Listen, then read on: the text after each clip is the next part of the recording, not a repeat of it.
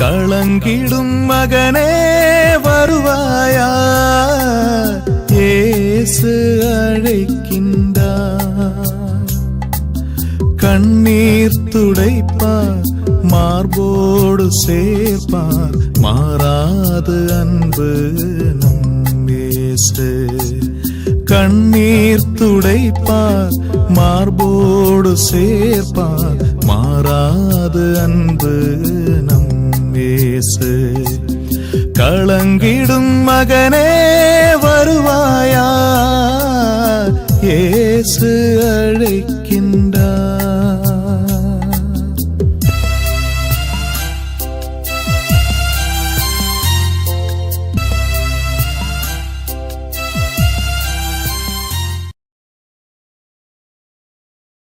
இயேசு கிறிஸ்துக்குள் பிரியமானவர்களே, ஆண்டவராக இயேசு கிறிஸ்துவின் பரிசுத்தமுள்ள திருப்பெயரிலே நல்வாழ்த்துக்கள்.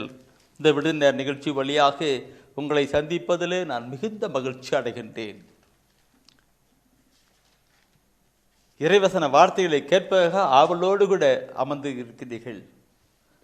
அநேக சகோதர சகோதரி சொல்வார்கள், உங்கள் செய்திகளை நாங்கள் தவறாமல் கேட்டு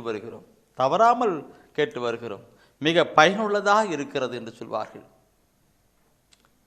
அது மட்டுமல்ல, உங்களுடைய சொல்லுகிற வசன வார்த்தையெல்லாம் எழுதி வைக்கிறோம், குறித்து வைக்கிறோம், அது எங்களுடைய பின்னால வாழ்க்கைக்கு முன்ன பயனுள்ளதாகவும் செயல்பட்டு கொண்டிருக்கிறது என்று சில சகோதர சகோதரிகள் சொல்வதை நான் பார்க்கிறேன்.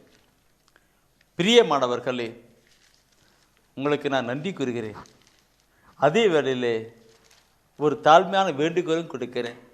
இந்த ஊழியத்துக்காக ஜெபியுங்கள், இந்த ஊழியத்தின் காரியங்களுக்காக நீங்கள் ஜெபியுங்கள். இன்னும் ஆண்டவருடைய வார்த்தை நாங்கள் அதிகமாக கொடுக்கப்பட வேண்டும். இறையரசப்பட்ட நற்செய்தி எல்லா இனத்தாருக்கும் எல்லா மக்களுக்கும் செல்லப்பட வேண்டும். பிரியமாக்களே, 1 தீமோத்தேயுவிலே சொல்லுகிறார், 2 சொல்லுவார், எல்லா மக்களும் மீட்படையவும் உண்மையை அறிந்துணரவும் வேண்டும் என்று அவர் விரும்புகிறார். அதனால்தான் இந்த கருத்துக்கள். செபியுங்கள்.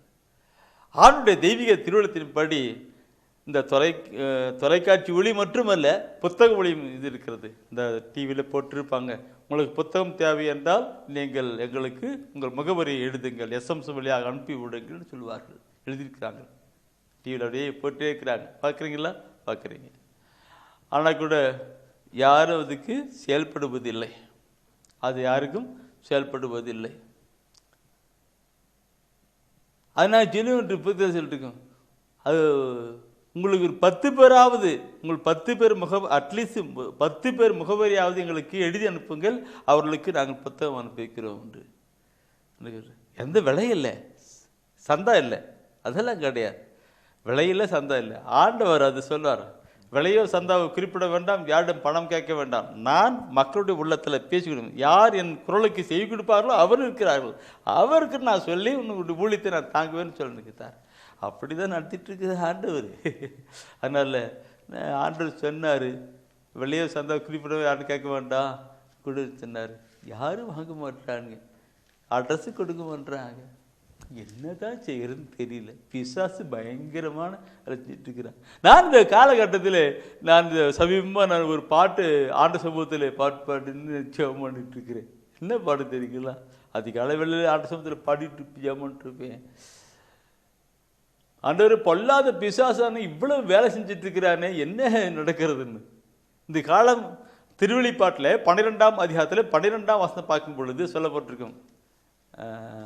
எடுத்து படிச்சுலாம் நினைக்கிறேன்.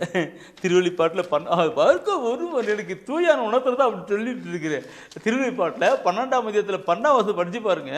அதில் சொல்லப்பட்டிருக்கிற வார்த்தை அருமையான ஒரு வார்த்தை சொல்லப்பட்டிருக்கு. இன்னைக்கு ஏன் மக்கள் பைபிளில் எடுக்க மாட்டாங்க, இறை வார்த்தைக்கு புக்கு இலவசமாக கொடுத்தாலும் வாங்க மாட்டாங்க, ஏன் அது செஞ்சிருக்கிறதுன்னு கருத்தாங்க சொல்ல. திருவெளிப்பாட்டில் 12 சொல்லப்பட்டிருக்கு. இதன் பொருட்டு விண்ணுலகு அதில் குடியிருப்பவர்கள் மகிழ்ந்து கொண்டாடுங்கள்.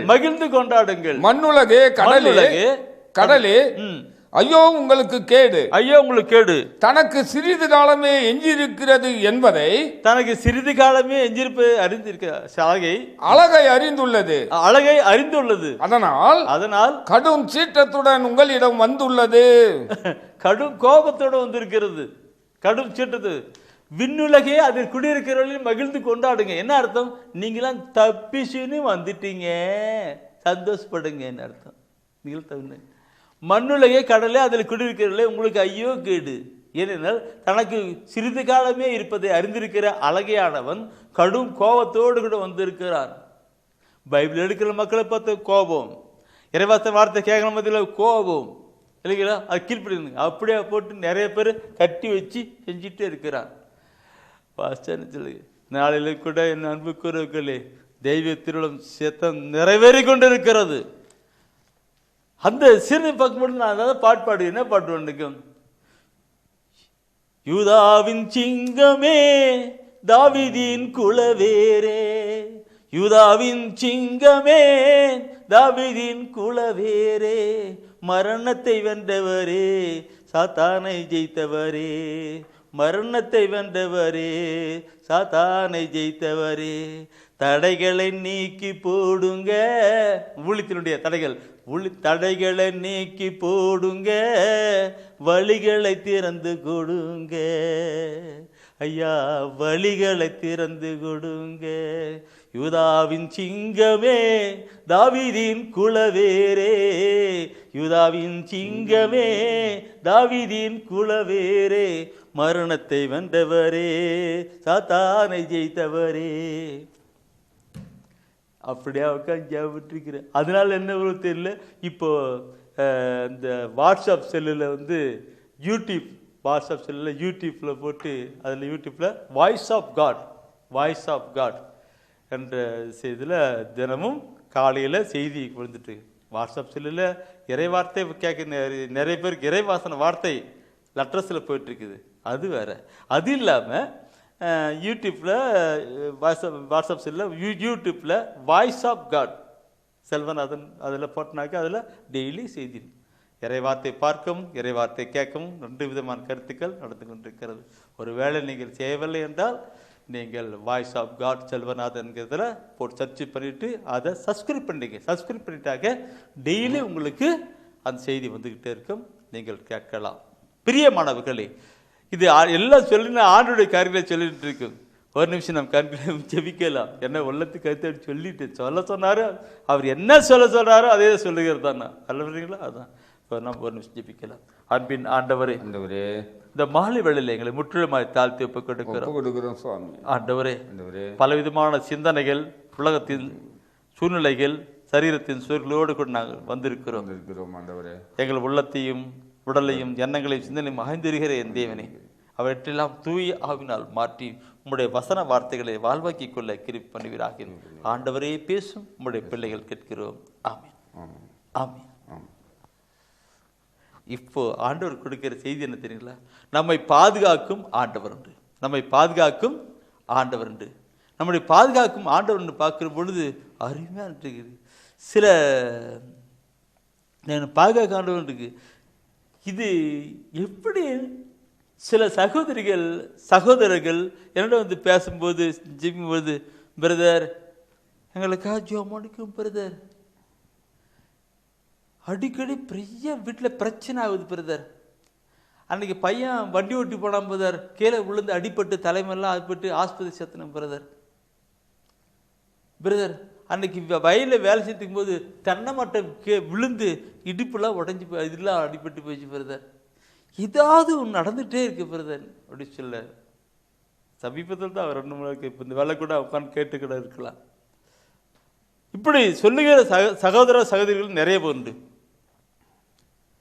என்னவோ தெரியல, அப்படிலாம் நடக்குது, என்ன தெரியல, இப்படிலாம் நடக்குது அப்படி நான் சொல்லுவேன். ஆணுடைய பாதுகாப்பில் ஒப்பு கொடுங்க பிரதர். திருப்பாடல் 91 படிங்க, ஒவ்வொரு நாளும் 91 படிங்க, திருப்பாடல் 121 படிங்க.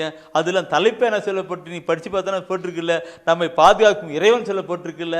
அவன் சொல்லுவேன், அவர் வருகிற சகோதரர்களுக்கு நம்மை பாதுகாக்கும் இறைவன் தான் தலைப்பை போட்டு திருப்பாடல் சொல்லப்பட்டிருக்குது. 91 நம்மை பாதுகாக்கும் இறைவன் தலைப்பு போட்டு 91 121 போடப்பட்டிருக்கு.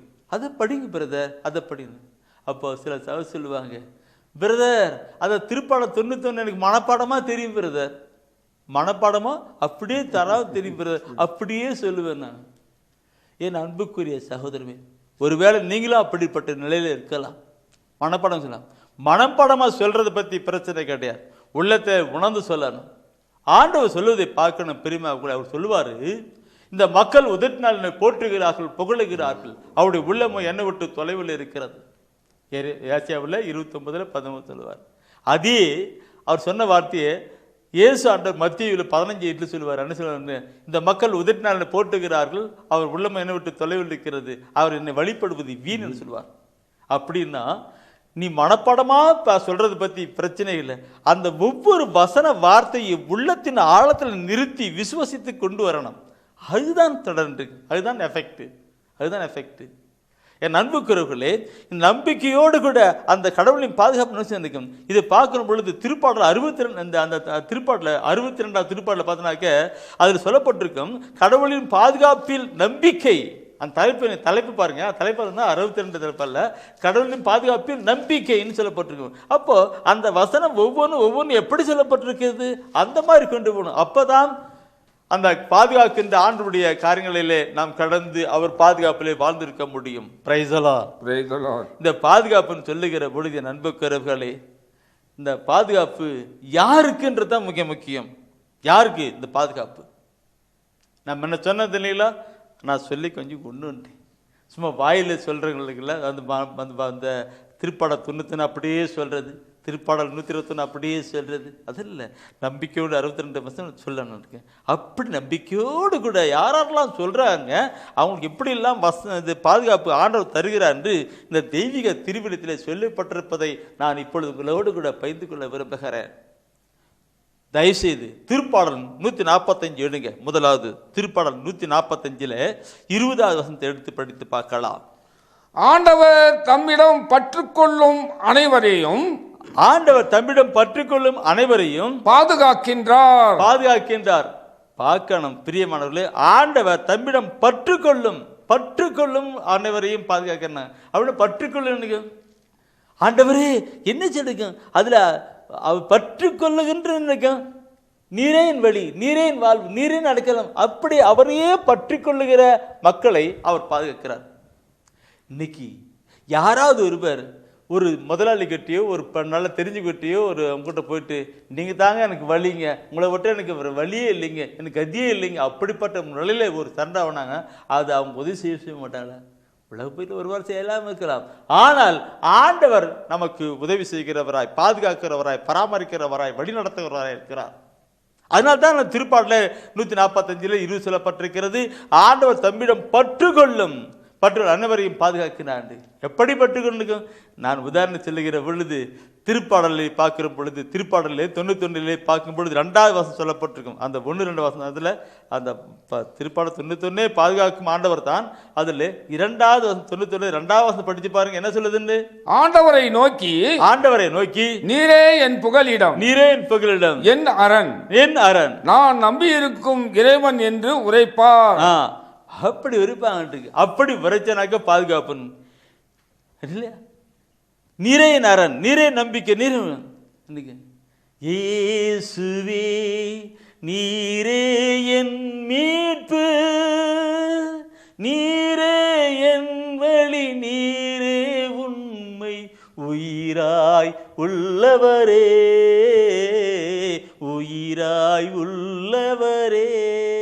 அப்படின்னு உள்ளத்திலே உணர்ந்து நாம் நம்பிக்கையோடு கூட ஜெபம் பண்ணா அவர் பாதுகாப்பார பார்க்க மாட்டாருடா.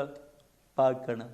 என் அன்புக்குரிய சகோதரமே, இந்த காலகட்டத்திலே பார்த்துனாக்கி எங்க பாரு விபத்து, பல விதமான நோயின் காரியங்களிலே ஆபத்து, விபத்து ஒரு பக்கம், ஆபத்து பக்கம், நெருக்கங்கள் பரப்பட்டிருக்கும். இப்படிப்பட்ட ஒரு சூழ்நிலையிலே ஆண்டவர் நாம் பற்றி கொள்ளப்பட வேண்டும். அவரை பற்றி கொள்ளுகிற ஒவ்வொருவரையும் அவர் தானே பாதுகாக்கிறார். அதனால் தான் இந்த நாளில் இந்த செய்தியை கொடுத்து அவர் சொல்லியிருக்கிறார். பார்க்கணும் பெரியமார்களே. முதலாவது பார்க்கிற பொழுது பற்றி கொள்ளுகிறவர்களை, ஆண்டவரை பற்றி கொள்ளுகிறவர்களை அவர் பாதுகாக்கிறார் என்று பார்த்தோம். அதுதான் சரி. இந்த கருத்தோடு கூட அடுத்த ஒரு கருத்தை நான் சொல்லி வருகிறேன். ஏசாயா புத்தகத்தில் 26ஆம் அதிகாரத்தில் 2-3 வசனம் நினைக்கிறேன். அதில் அறுக்குற வருஷம் சொல்லியிருப்பார். ஏசாயாவில் 26ஆம் அதிகாரத்தில் 2-3 வசனம். முதல் 2 வசனத்தை படிக்கலாம். வாயில்களை திறந்து விடுங்கள், வாயில்களை திறந்து விடுங்கள். அவர் மீது நம்பிக்கை கொண்ட நேர்மையான மக்களினம் உள்ளே வரட்டும். அது ஒரு நிமிஷம் இருக்கு.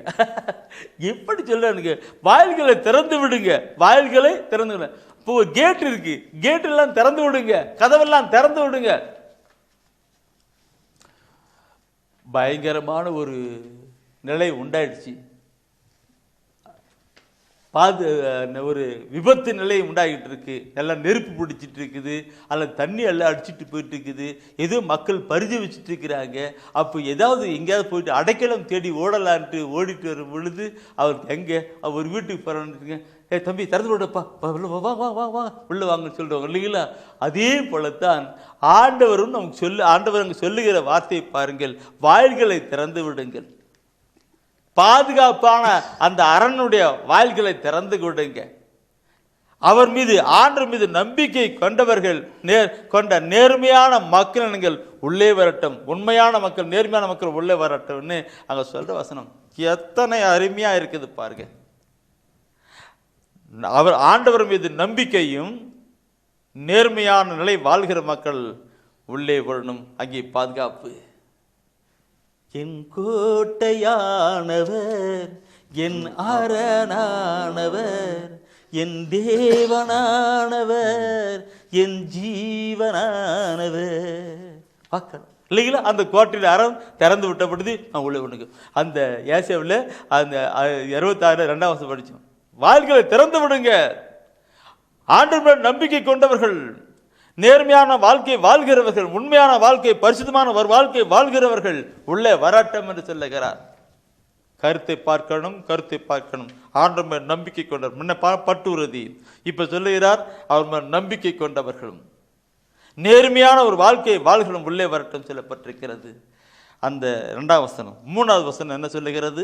3வது வசனம், அவர்கள் மன உறுதி கொண்டவர்கள், அவர்கள் மன உறுதி கொண்டவர்கள், உன் மீது நம்பிக்கை உடையவர்கள், உன் மீது நம்பிக்கை உடையவர்கள், அவர்களை அமைதியால் நீர் உறுதிப்படுத்துகின்றீர். பாருங்கள், அவர்கள் மன உறுதி கொண்டவர்கள். எத்தனை எத்தனை இன்னல்கள் வந்தாலும் உம்மை பிரியனையா, உண்மை பிரியனையா, எத்தனை எத்தனை பின்னல்கள் பிரியனையா அப்படி ஓடி வர்ற மன உறுதி, மன உறுதி கொண்டவர்கள். என் ஆண்டவர் என்னை பாதுகாப்பார், அவரே எனக்கு அடைக்கலம், அவரே நம்பிக்கை என்ற மன உறுதி கொண்டவர்கள், மன உறுதி கொண்டவர்கள். அந்த வசனம் ஒவ்வொரு உறுதி கொண்டவர்கள், உம்மீது நம்பிக்கை உடையவர்கள் அங்கே உள்ள வரட்டும், அவர்களுக்கு பாதுகாப்பினை கொடுக்கிறேன்னு அந்த வசனம் சொல்லி கிடைக்கிறது.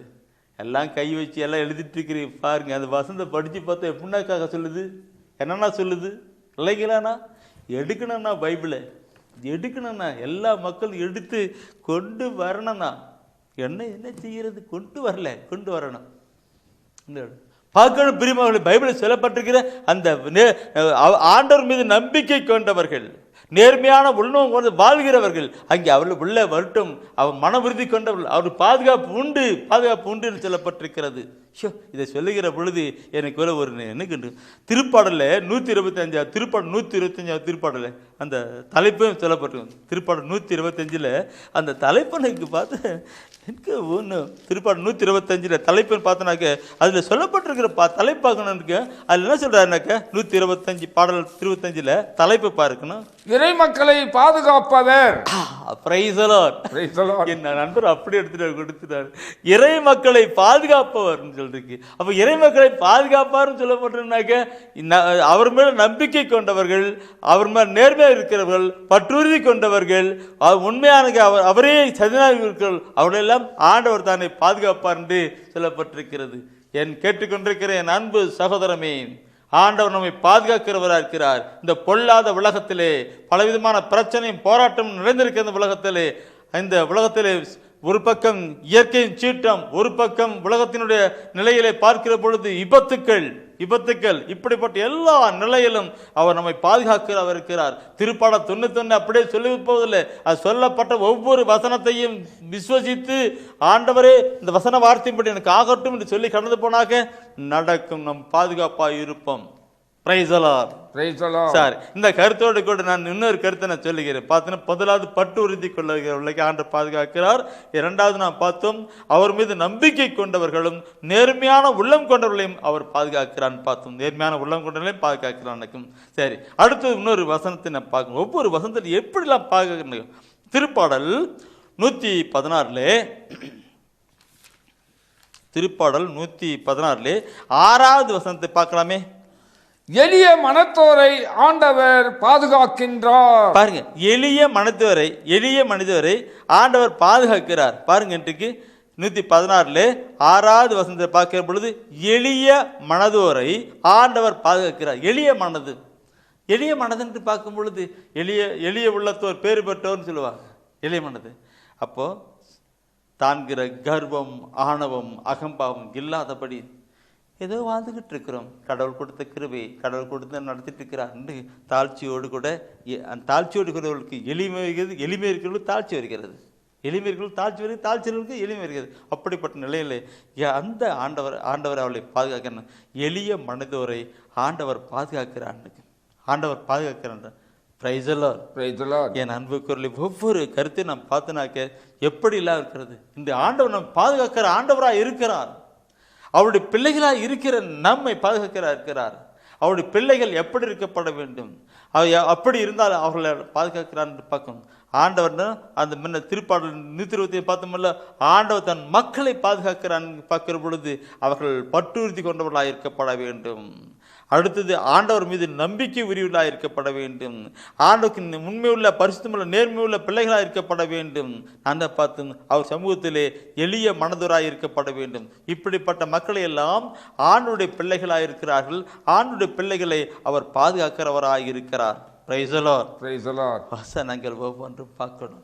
இதை கேட்டுக்கொண்டிருக்கிறேன் அன்பு சகோதரமே, நான் மீண்டும் சொல்லுகிறேன். என்னுடைய ஒளித்தின் பாதையிலே பார்க்கிற பொழுது அநேக சகோதரிகள் ஆன்ம ஆலோசனைகள் கடந்து வருகிற பொழுது நான் சொல்லுகிறது இதுதான். நம்முடைய ஆண்டவர் நல்லவர். அவர் வைத்துகிறார். அவருடன் கூடான கூடி சமணசுகள் வானத்தில் இருக்கிறார்கள். நாம் போகிற போது அந்த திருப்பாடல் சொல்லுகிறது போல, உனக்காக என் காவல் துணை கட்டளையிடுவேன், அவன் பாதுகாப்பான், உன் கால் கல்லில் மோதாதபடி என்று திருப்பாடல் 121 சொல்லுகிறது போல, நீ போகும்போதும் வருகிற பொழுதும் அவர் உன்னை பாதுகாப்பார் என்று. நீ போகும்போது வருகிற பொழுதும் இப்பொழுதும் எப்பொழுதும் அவர் பாதுகாப்பார் என்று சொல்லப்பட்டிருக்கு. அப்படியாக ஆண்டவர் நம்மை பாதுகாக்கிறவராக இருக்கிறார், பாதுகாத்து வழிநடத்துவராக இருக்கிறார். Price the Lord. Praise the Lord. எனவே நம்முடைய வாழ்க்கையிலே அநியாயம், அக்கிரம் பண்ணிட்டு, மற்றவர்களுக்கு துன்பம் துயரம் பண்ணிட்டு, ஆண்டவர் நம்பிக்கை இல்லாதபடி, அவருடைய பற்றுறுதி இல்லாதபடி நேர்மையாக வாழ்ந்தபோது அல்ல, மாறாக என சொல்லப்பட்ட ஒவ்வொரு வார்த்தையிலும் பாருங்கள், ஆண்டவர் அப்படிப்பட்டவர்களை பாதுகாக்கிறார். சரி, நேர்மையான. அடுத்தது நான் இன்னொரு வசனத்தை கூட சொல்ல நினைக்கிறேன். தூயான் உணர்த்தரார். நீதிமொழி 19 விடுங்க. நீதிமொழி 19 2ஆம் அதிகாரத்திலே 8வது வசனத்தை நாம் பார்க்கலாம். நீதிமொழி 2ஆம் அதிகாரத்திலே 8ஆம் வசனம். நேர்மையாளரின் பாதைகளை அவர் பாதுகாக்கின்றார், தம் அடியாரின் வழிகளை காவல் செய்கின்றார். இந்த காவல் செய்கிறார். நேர்மையாளர்களின் பாதைகளை அவர் பாதுகாக்கிறார். அவர் தம் அடியாரின் வழிகளை காவல் செய்கிறார்.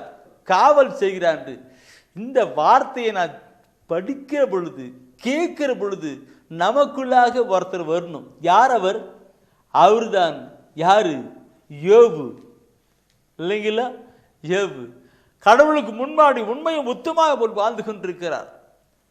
யோபு கடவுளுக்கு முன்பாக பொல்லாத பிசாசு அப்படி சுத்திட்டு வந்துட்டு இருக்கிறார். ஆண்டவர் கேட்கிறார், எங்கே போய் வந்துருக்கேன், உலகெல்லாம் சுத்தி வர்றேன்னு. என் யோபுவை பார்த்தா, என் நீதிமான் யோபுவை பார்த்தாயா? அவனை போல் நீதிபதிவன் யாராக இருக்க முடியும் பார்த்தா எனக்கு. அப்போ அந்த பிசாசு சொல்லுகிறது, அந்த அழகை சொல்லுகிறது, அவரை நீ வேலி போட்டு பாதுகாத்து இருக்கிறாய், அவன் எதுவுமே நிறைவேறக்கொள்ளாதபடி என்னை பாதுகாத்து கொண்டிருக்கிறான்னு. கருத்தை சிந்திக்கணும். என் அன்பு குரலை பொல்லாத பிசாசே சொல்லுகிறது, அவனை பாதுகாத்து கொண்டிருக்கிறாய் என்று. வேலி போட்டு அவருக்கு அடைக்கலம் கொடுத்து நீ பாதுகாத்து கொண்டிருக்கிறாய் என்று. பழைய மொழிபெயர்ப்பில் வெளிப்பட்டுங்க. அப்போ வெளிப்படுவது வெளிப்படுனாக்கா அவங்களுடைய கொடுக்கப்பட்ட அனைத்தையும் அவருடைய பிள்ளைகளையும் மக்களையும் அவருக்கு உள்ளான எல்லா சொத்துக்களையும் வேலி போட்டு பாதுகாத்துக்கணும். அப்போ வேலிப்பட்டு எப்படி பார்த்துருக்கு? பொல்லாத நமக்கு தெரியாது, இந்த கண்ணில் தெரியாது, ஆனால் பொல்லாத பிசாசு தெரியுது. எனக்கு உள்ள நுழைய முடியல. கடவுளுக்கு உண்மையும் மொத்தமாய் வந்த யோபுவை அப்படியாய் வேலி போட்டு அவர் பாதுகாக்கிறார். இன்று நீங்களும் நாம் ஒவ்வொருவரும் ஆண்டவருக்கு உண்மையாக உத்தமமாக நேர்மையாக உண்மையுள்ள அவர் பற்றி கொள்ளுகிற பிள்ளையாக எளிய மக்களாக வாழ்கிற பொழுது சொல்லப்பட்டபடி அப்படி வாழ்கிற பொழுது அவர் நம்மை பாதுகாக்கிறவராக இருக்கிறார். யோபுக்கு மாத்திரமல்ல, ஆண்டவர் நம் அனைவருக்குமே ஆண்டவராக இருக்கிறார். என் அன்புக்குள்ளே அவள் காவல் செய்கிறான் சொல்லப்பட்ட வழிகளை காவல் செய்கிறான். இந்த காவல் செய்கிறான் சொல்லுகிற பொழுது எந்த நிலை பார்க்கணும்? நம் ஒவ்வொரு நிலையிலும் காவல் செய்கின்றதுக்கு காவல் செய்கிறான் போகுது. என் அன்புக்குறவுகளே, உனக்காக என் தூதனை கட்டளையிடுவேன், அவன் உனக்கு முன்னாடி போவான், உன் கால் கல்லில் மோதாதபடி அவர் பாதுகாத்துக் கொள்வார் என்று. அது காவல் தூதன் நமக்காக செயல்படுகிற காரியங்கள் ஆண்டவர் அனுப்பி வைக்கிறார். வாழ்க்கையில் அனுபவிக்கணும் இல்ல? நாம் கல் எனக்கு நான் சகோதரர் ஒருத்தர் சொன்னார், பிரதர், நான் வண்டியில் டூ வீலர் போயிட்டு இருக்கும் பொழுது எதிர்பாராதமா ஒரு வண்டி முன்னாடி வந்துச்சு பிரதர். என்னை ஆண்டவர் எப்படிதான் பாதுகாத்தார் தெரியல பிரதர். அப்படியே வண்டி நான் அப்படி போட்டு பிரதர் பாதுகாத்தார். நான் சொன்னேன், ஆண்டவருக்கு நன்றி எடுத்தேன். அந்த சகோதரன் கடவுளுக்கு உண்மையும் ஒத்துமையும் பரிசுத்தமான வாழ்ந்தபடினாலே ஆண்டவர் அவனை பாதுகாத்தார். இதை கேட்டுக்கொண்டிருக்கிற என் அன்பு சகோதரமே, உங்களுடைய வாழ்க்கையில் கூட அப்படி நடந்திருக்கிறது இல்லவா? இருந்தது இல்லவா? இன்னும் பரிசுத்தம் அல்லவன் இன்னும் பரிசுத்தமாகட்டும், உண்மை உள்ளவன் இன்னும் உண்மையாகட்டும், நீதி உள்ளவன் இன்னும் நீதியாகட்டும் என்று திருவெளிப்பாட்டிலே 12 22 சொல்லப்பட்டிருக்கும். இன்னும் கடந்து வைக்கணும். அவருடைய பாதுகாப்பு நமக்கு வரப்பட வேண்டுமென்றால் நாம் அதை அனுபவிக்கிறா இருக்க வேண்டும். சரி, நீதிமொழி 2 படிச்சோம் அல்லவா? இப்போ திருப்பாடல் திருப்பாடலே 31வது திருப்பாடல் எடுங்க. 31வது திருப்பாடலே 23வது வசனத்தை எடுத்து படிக்கலாம். வார்த்தை ஒவ்வொன்று தூயான உணத்தை நான் உங்களுக்கு சொல்லிக் கொண்டிருக்கிறேன். தூயான உணத்தை சொல்லிக்கிட்டு அது எடுக்க படிக்க ஆண்டவரின் அடியார்களே அவரிடம் அன்பு கொள்ளுங்கள். ஆண்டவர் பற்று உறுதி உடையோரை பாதுகாக்கின்றார். எவ்வளவு அருமையான வார்த்தை இருக்கு பாருங்க. இருக்கு ஆண்டவரின் அடியார்களே அவரிடம் அன்பு கொள்ளுங்கள். ஆண்டவரிடம் பற்று உறுதி முன்ன சொல்லப்பட்ட பற்றுறுதினாக்க நான் முன்னவே சொல்லிட்டேன். ஆரம்பத்திலே பற்று கொள்ளும் இருக்கும். எப்படி பற்று கொள்ளும்னு சொல்லிருக்கும்? என்ன இல்லை இருக்கு? நீரே அடைக்கலம் முன்ன பாட்டு கொடுப்பதும் நீரே அடைக்கலம், நீர் நம்பிக்கை, நீரின் புகழும் திருப்பாடல் 92 சகோதரர் பாட்பாடி அப்படி கொண்டு வந்தார் இல்லைங்களா? அப்படியே அவரே பற்றி கொள்ளுகிற பற்று உறுதி கொள்ளுகிற நம்பிக்கை, பற்றி கொள்ளுகிற காரியம், நம்பிக்கை கொள்கிறார், இணைந்து பட்டுறுதியாய் கடந்து செல்லப்படுகிறது தான். அப்படிப்பட்ட மக்களை அவர் பாதுகாக்கிற சொல்லப்பட்டிருக்கிறது. அந்த வார்த்தையை சொல்லிட்டு சகோதரமே அது கீழக்கிற வார்த்தை நீ தயவுசெய்து எடுத்து படிக்கணுமோன்னு கேட்கிறேன். அதுல என்ன சொல்லுகிறது என்றால் 31 23வது வசனம் படிச்சுங்க தானே? அது ஆனால் இருமாப்புடன் நடப்போர்க்கு அவர் முழுமையாய் பதிலடி கொடுக்கின்றார். என்ன சொல்றப்பார் இன்றைக்கு? இருமாப்புடன் நடப்போருக்கு அவர் முழுமையாய் பதிலடி கொடுக்கிறார். என்ன எப்படி வார்த்தை பாருங்க. தான்கிற கர்வம், ஆணவம், அகம்பாவம் எல்லாம் எனக்கு தெரியும், எனக்கு யாரும் என்று இல்லை, என்ன ஒன்றும் அசைக்க முடியாது அப்படிலாம் சொல்லி என்னை யாரும் அசைக்க முடியாது என்னப்பா அப்படிலாம் இருமாப்புன்னு சொல்லணும்னாக்க பற்றுறுதிக்கிறவனுக்கு பாதுகாப்பு, பற்றுறுதி இருப்பவருக்கு பாதுகாப்பு, ஆணவம் கர்வனுக்கு பதில் அடி.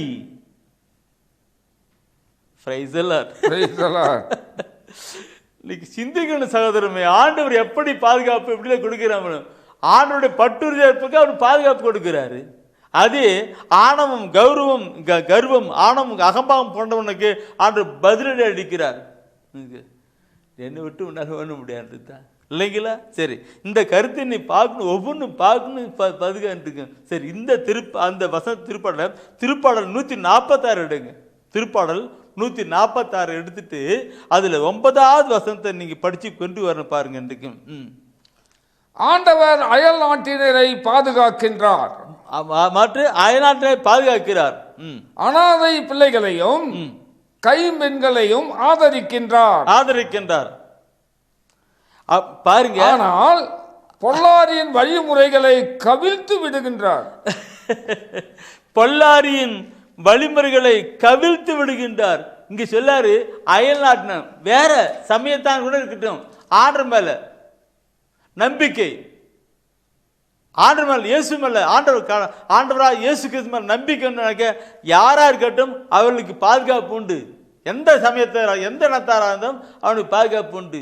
கைம்பெண்களை விதவைகளை அவர் பாதுகாக்கிறார். கைம்பெண் பிள்ளைங்கள்லாம் பாதுகாக்கிறார் சொல்லப்பட்டிருக்கிறது. அப்படிப்பட்டலாம் அவர் பாதுகாக்கிறார். ஆனா அதே ஆனால்ங்கிற ஒரு வார்த்தை போட்டுதான் கொண்டாரு. ஆனால் பொல்லாரின் வழிகளை அவர் கவிழ்த்து விடுகின்றார். பொல்லாரின் வழிகளை அவர் கவிழ்த்து விடுகிறார். இருக்கிறதெல்லாம் போட்டு குப்போ உள்ற மாதிரி செஞ்சு விடுகிறார் சொல்லப்பட்டிருக்கிறது. கேட்டுக்கொண்டிருக்கிறேன் அன்பு சகோதரமே, நம்முடைய வாழ்க்கையில் நாம் சிந்திக்கணும். நம்முடைய வாழ்க்கையை சிந்திக்கிறது மாத்திரம் இல்லை, நம்முடைய உற்றார் உறவினர்கள் சொந்த பந்தங்களுடைய வாழ்க்கை சிந்தித்து பாருங்க. இப்படிப்பட்ட நிலையில யாரெல்லாம் வாழ்ந்திருக்கிறாங்க, எப்படிலாம் வாழ்ந்திருக்கிறாங்க, என்ன ஆயிருக்கிறாங்கன்னு நினைச்சு பாருங்க. இல்லைங்களா? குடும்பமே இல்லாம போயிருக்குது. இல்லைங்களா? தான்கிற கர்வம் ஆணம் கொண்டு குடும்பமே ஒண்ணுமே இல்லாத போயிட்டு இருக்குது. எல்லாம் அவுட் எல்லாம் ஆயிட்டு இருக்கு. எனக்கு தெரிஞ்ச ஒரு தாண்டுக்கு அவங்க அந்த கணவர் ஆக்சிடென்ட் ஆகிட்டு அவர் அடிபட்டு இறந்தார். கொஞ்ச நாளைக்கு பின்னாடி அவங்க பையன் அவன் ஹாஸ்பிட்டலுக்கு அவன் ஒரு மனநோயாளி மாதிரி அவன் பைத்தியக்காரன் இருந்துட்டு இருக்கிறான். எப்படி இருக்கும்? அந்த அம்மா பொழுது விட்டு இருக்கிறாங்க. நான் சென்னை பைபிளில் சொல்லப்பட்டிருக்கு வார்த்தைகள் எடுத்து படிச்சு அவங்களுடைய வாழ்க்கையில் ஆரம்ப காலம் முதல் ஒவ்வொரு நாளும் இறைவசன வார்த்தையை வாசித்து சிந்தித்திருப்பார்கள். ஆனால் வாழ வைத்திருப்பார்கள். அந்த வசன வார்த்தை அவளை கற்பித்திருக்கும், அவளை கண்டித்திருக்கும், நேர்மையாக வாழ பயிற்றிக்கும் அல்லவா? ஆண்டுடைய பாதுகாப்பு இருந்திருப்பாங்க அல்லவா? எடுக்கலை. ஏதோ உலகப்புறமான பக்தி முயற்சியில் வாழ்ந்து போயிட்டு தான்கிற கர்வத்தோடு கூட வாழ்ந்து எல்லாம் அடிச்சு போட்டாங்க. இது கேட்கணும் பிரிவு. இப்படிப்பட்ட நிலை நம்முடைய சமூகத்தில் இருந்து கொண்டிருக்கிறது. அப்படிப்பட்ட நிலையில் தான் ஆண்டவர் பாரத்தை கொண்டிருக்கிறார். பிரியமானவர்களே, அந்த வசனத்திற்கு ஆனால் என்று அந்த திருப்பாடலில் நான் பார்த்தும்போது 31 24 ஆனால் பார்த்தும்போது அதில் சொல்ல அவர் பதிலடி கொடுக்கிறார் என்று, இந்திரை பார்க்கும் பொழுது அவர் கவிழ்த்து விடுகிறார் என்று.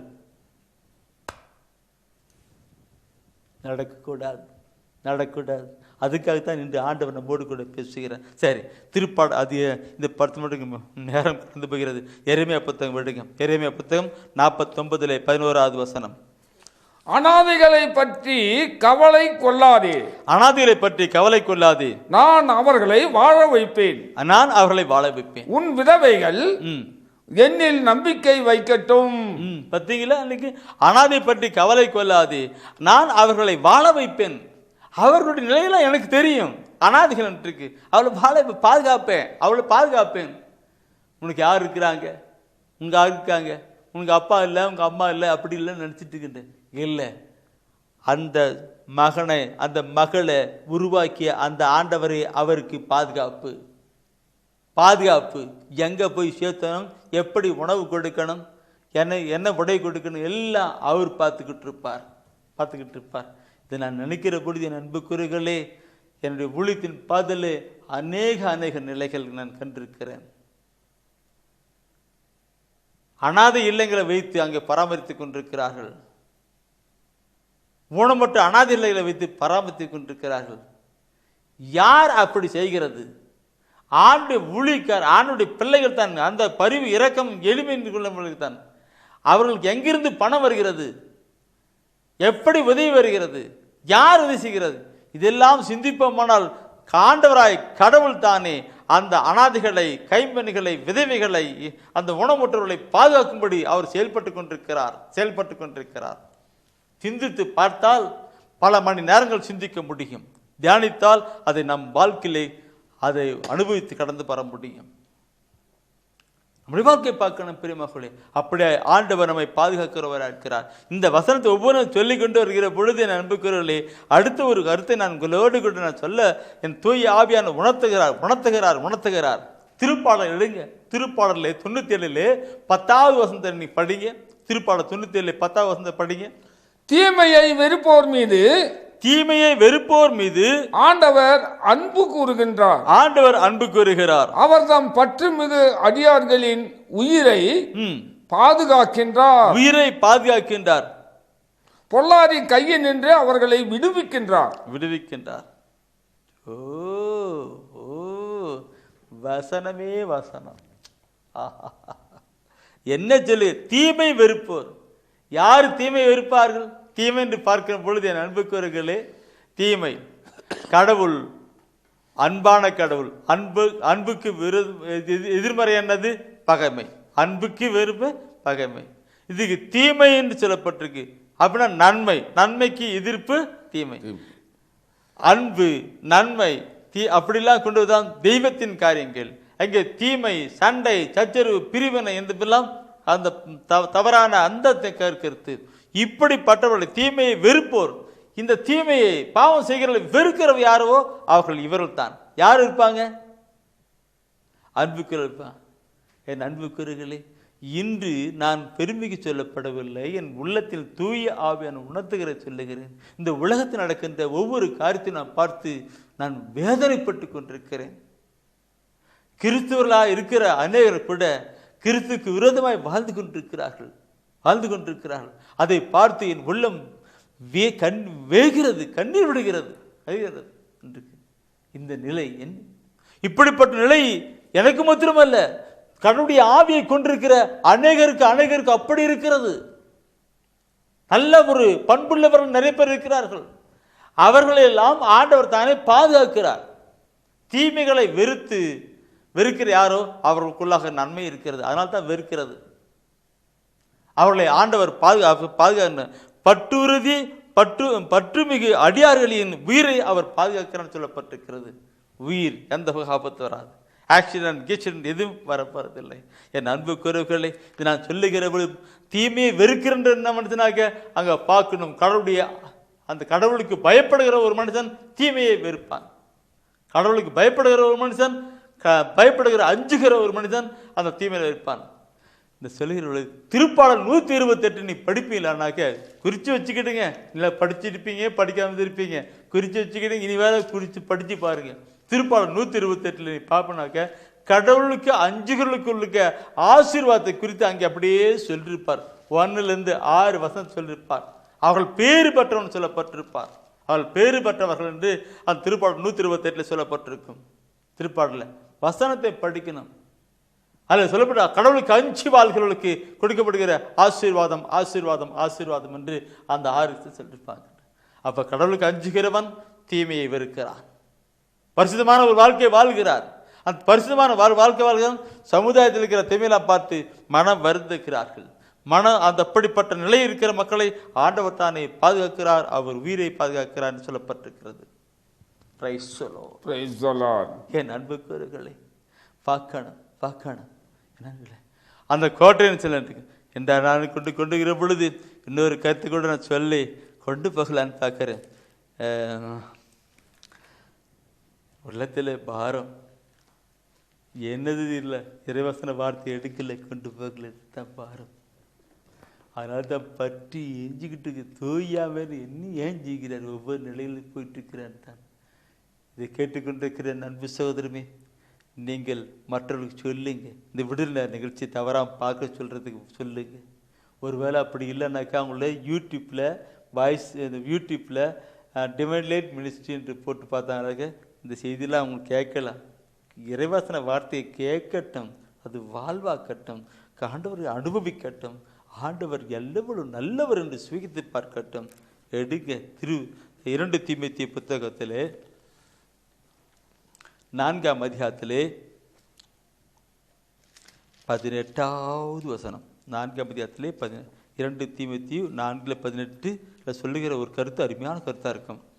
தீங்கு அனைத்திலிருந்தும் அவர் என்னை விடுவித்து தம் விண்ணரசில் சேர்த்து எனக்கு மீட்பளிப்பார். அவருக்கு என்றென்றும் மாட்சி உரித்தாகுக. ஆமேன். ஆமீன். ஆமீன். அவர் சொல்ற பாருங்க, இன்றைக்கு தீங்கு அனைத்திலிருந்தும் அவர் என்னை விடுவித்து, அப்படின்னா பாதுகாத்து, தீங்கு அனைத்திலிருந்து என்னை விடுவித்து, அதை பாதுகாத்து, அவர் அப்படியே நடப்பித்து விண்ணரசிலே என்னை சேர்த்துக்க முடியாது மீட்டொழினார். விண்ணரசிலே என்னை கொண்டு போறதுக்காக சேர்த்து பண்ணிருக்கிறார். அந்த நிலை கொண்டு வரான். இதை கேட்டுக்கொண்டிருக்கிற என் அன்பு சகோதரமே, நம்முடைய வாழ்விலே கடந்து வரணும். அவருடைய பாதுகாப்புக்குள் கடந்து வரணும். அந்த பாதுகாப்பில் கடந்து வரும்னால் நாம் பற்றுறுதி உள்ள மக்களாக இருக்கப்பட வேண்டும். ஆண்டவர் மீது நம்பிக்கை உள்ள மக்களாக இருக்கப்பட வேண்டும். அவருக்கு நேர்மையுள்ள மக்களாக இருக்கப்பட வேண்டும். எளிய மனதராக இருக்கப்பட வேண்டும். உண்மையும் உத்தமுள்ள மக்களாக இருக்கப்பட வேண்டும்.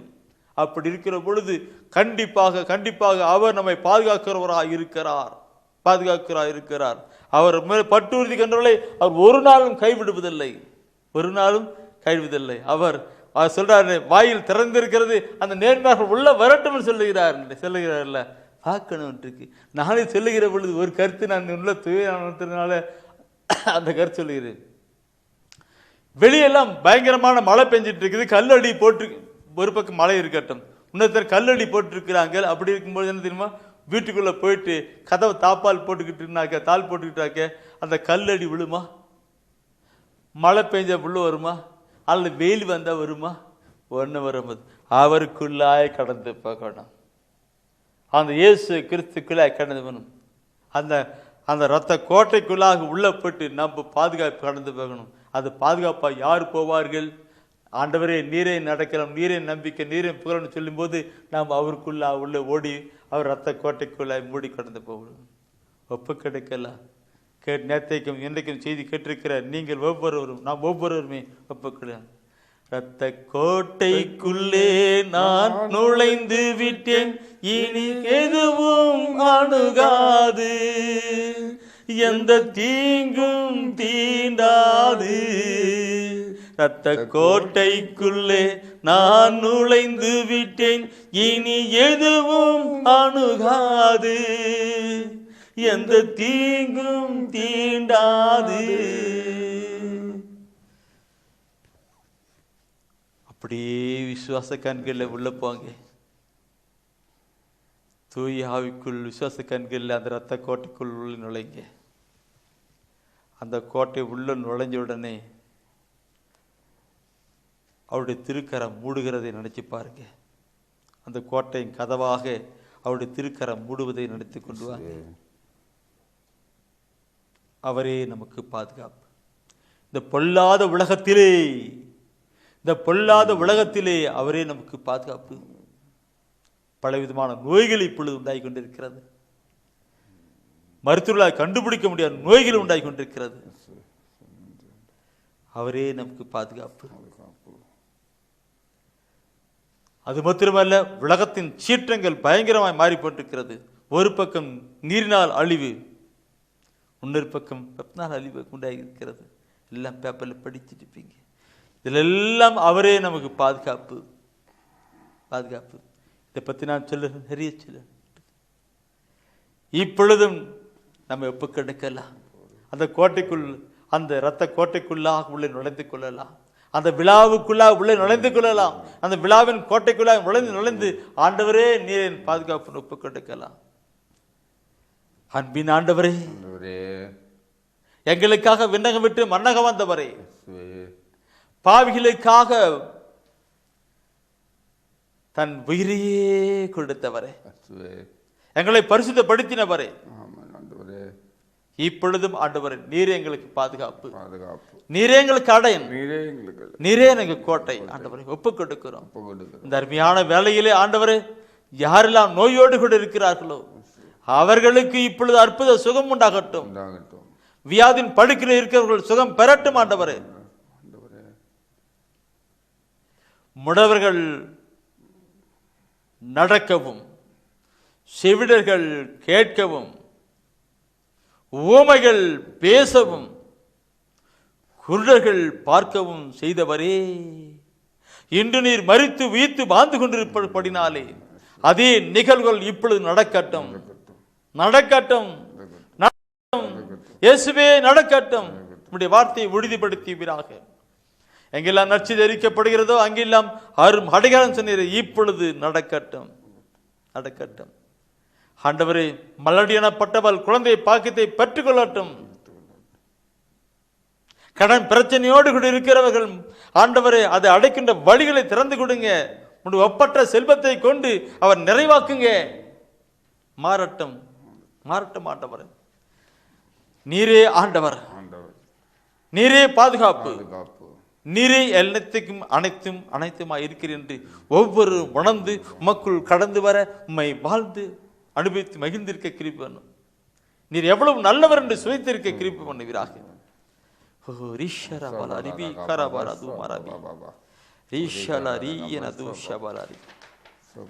இந்த வேளையிலே படுக்கிலே இருக்கிற ஒரு சகோதரர், 6-7 மாதங்களாக படுக்கிலே இருந்த ஒரு சகோதரன் இப்பொழுது ஆண்டவர் கரம் பிடித்து தூக்கி விடுகிறார். My Lord Jesus, thank you, thank you, thank you, thank you. இயேசு கிறிஸ்துவின் மூலம் எல்லாம் அற்புதம் நடக்கட்டும் பிதாவே, ஆமென். மரியே வாழ்க, ஆண்டவரும் உடனே, பெண்களிலே நீர் பேறு பெற்றீரும், மகனும் வாழியவே. பரிசுத்த மரியாயே, எங்கள் பரமனின் தாயாரே, பாவிகள் எங்களுக்காய் பரமனை மன்றாடும். இப்போதும் நீர் மன்றாடும், எப்போதும் நீர் மன்றாடும். தீமைகள் நெருங்கையிலே பரமனை மன்றாடும். மரணம் வருகையிலே எம்மை தாங்கும் அம்மா.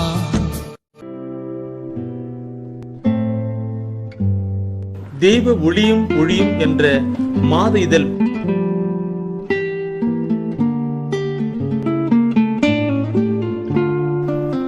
எமது டிவைன் ஊழியத்தின் வழியாக வெளியிடப்படும் தெய்வ ஒளியும் ஒளியும் என்ற மாத இதழ் பெற வேண்டும் என்றால் சரியான முகவரியை அனுப்புங்கள். புத்தகங்கள் அனுப்பி வைக்கின்றோம். எங்கள் ஊழியங்களுக்காக ஜீவியுங்கள். ஆண்டவர் உணர்த்துகின்ற காணிக்கையால் தாங்க.